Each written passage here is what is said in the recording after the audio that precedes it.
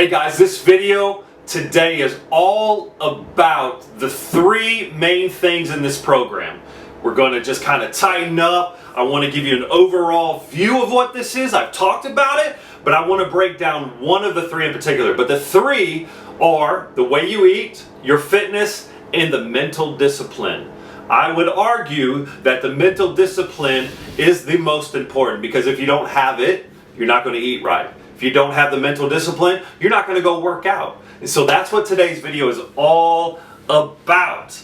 See, the mental discipline really comes down to each one of us has a weak little person down inside of us. All right? Whether it's our conscience, whatever you call it, each one of us has that. And I don't care if you're Arnold Schwarzenegger in his prime, he's going to have the weak little person down inside of him. Okay, the weak little person tells us things like we should eat those things that we know we shouldn't eat. And we'll start to justify it. We'll start to, you ever argued with yourself of like, oh, I know I shouldn't eat that, but you know, it's going to taste so good. You see, the weak little man will tell you that the instant gratification is worth every bit of the remorse that you're going to feel. And we all know that that's not the case. But I'm here to tell you, when you get the victories over the instant gratification and you go over the overall progress, those mental victories will help you develop the toughness that it takes. It's the toughness that you develop on the opposite side of when you get healthy that you will look back on and you will thank the Lord for. You'll look back on, you'll say like, I can do this. And so I want to give you just a little bit of information about that in different ways. So anyway, things that I fought with the weak little man inside of me is before I got on keto and really watched what I ate for the 6 months of working out, I would deal with gout. And I've dealt with it for the past, I don't know, 10 or 15 years because of my diet and how poor it was. Now I'm going to tell you real quick, the two triggers for my for gout that flares up in my body is beans, kidney beans, lima beans, chili beans, stuff like that. The doctor actually told me to cut those out, and when I did, my inflammations almost went away. But then I realized one of the other things that caused my flare-ups in gout was processed meat, like lunch meat, deli meat that you get from the store. And what I believe, what I've learned is all the preservatives that they put in that lunch meat to make it last longer on the shelf actually is what causes the gout. So if you suffer from it, you know how painful it is. It feels like you broke your ankle or you broke your toe. I'm here to tell you. But let me tell you the praise report on the flip side of that. The weak little man, whenever I deal with those bouts, and I dealt with it multiple times in the first 6 months, the weak little man inside of me would tell me to take the day off. And I did, I'll be honest with you, I did a couple times. But when I got up and went to the gym, especially on leg day, I finally got to the point where I was telling that weak little man, no, I'm getting up, I'm going to go do this. And when I did, what I found was when you get your blood flowing in that first round of workouts, you know, you're getting your first 4 sets of whatever you're doing, and that blood starts flowing, guys, my gout went away. Now, I tended to, before, I wanted to sit and prop it up and milk it, you know, obviously, because it's very painful, guys. But I'm telling you, the human body's amazing. Like, when you start to work out and get active, some of these ailments will go away. You've probably heard the story of people coming off medications when they get healthy, and that's very much comparable to that. So if you struggle with it, I'm not telling you it's going to 100% work for you, but I'm telling you to try it. And maybe it'll work for you like it worked for me. But like I said, once I got on keto and really cut out the carbs and the sugars and the unhealthy foods, oh man, I haven't had a gout flare up since. So it's one of the amazing things. So anyway, I heard a saying this morning that says 95% of your decisions are based off of your feelings. And with feelings, we can equate that to that weak little person inside of us. You know, it's the instant gratification versus the long-term goals. What I found is that when you will get some victories under your belt, and you'll go into whether it's overeating or sugar, whatever your issue is, when you win some victories and then you realize, like, you start walking around with your chest puffed out, like, I can do this, like, I'm proud of myself, that is a good feeling. And I'm telling you, when you get victories like that, like avoiding the donuts at the morning staff meeting breakfast, when you get those, you will start to pile up these victories, and the victories will become more and more and more. I will tell you, and we're going to talk about the challenge that we're going to start November 1st, but one of my biggest victories came on that challenge, and it was around July 4th.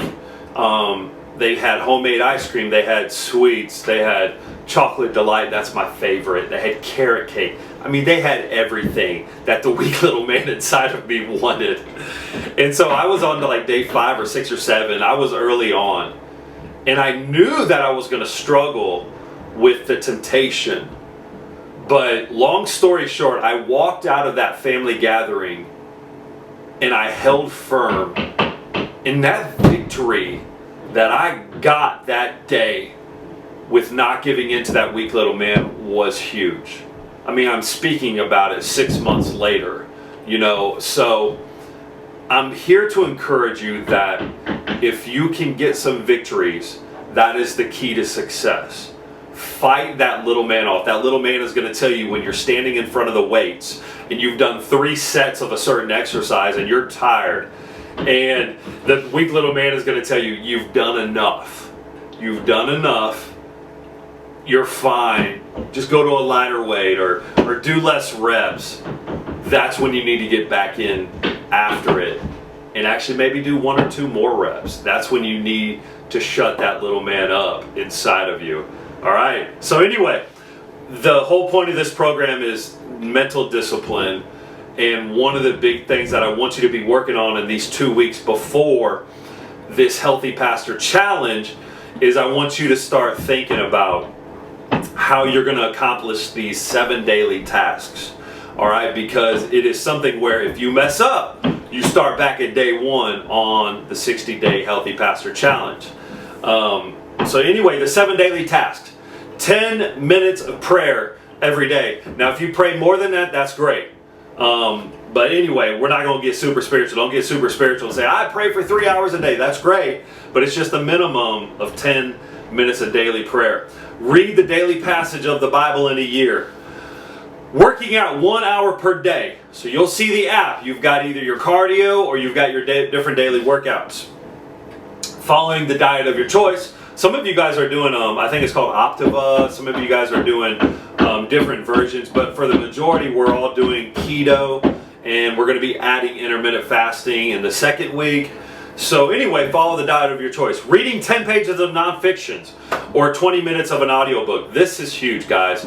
This can be anything other than, let's say, fiction, you know, Star Wars. This is all about self-development. So whether it's a pastoral leadership book, whether it's a self-help book, you know, a financial peace book, I don't care. Just make sure it's nonfiction.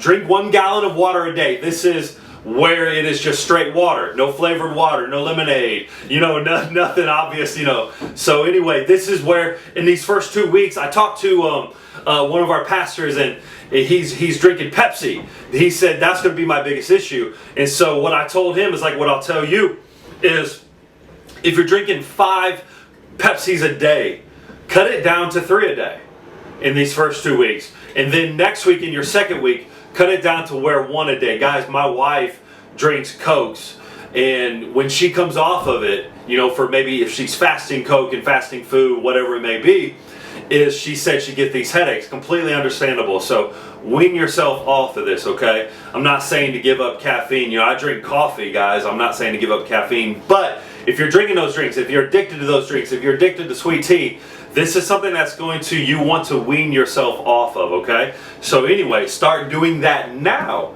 and get those victories under your belt. When you go down from, hey, I was drinking 10 Cokes a day or 5 Cokes a day and I'm only drinking 1 a day, message me that. Tell me that, guys. I want to celebrate with you. Put it in the Facebook group. That's huge. That's huge. Now, guys, I've dealt with IBS all of my life.